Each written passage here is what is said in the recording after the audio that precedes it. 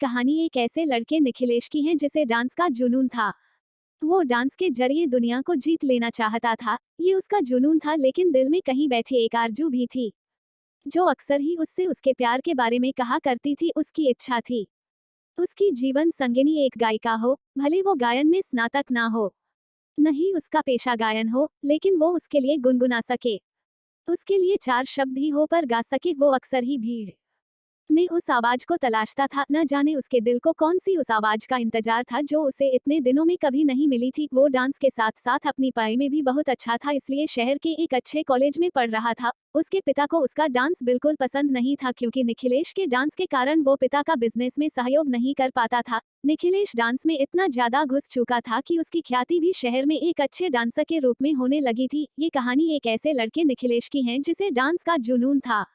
वो डांस के जरिए दुनिया को जीत लेना चाहता था। ये उसका जुनून था, लेकिन दिल में कहीं बैठी एक आरज़ू भी थी जो अक्सर ही उससे उसके प्यार के बारे में कहा करती थी। उसकी इच्छा थी उसकी जीवन संगिनी एक गायिका हो, भले वो गायन में स्नातक ना हो। नहीं उसका पेशा गायन हो, लेकिन वो उसके लिए गुनगुना सके।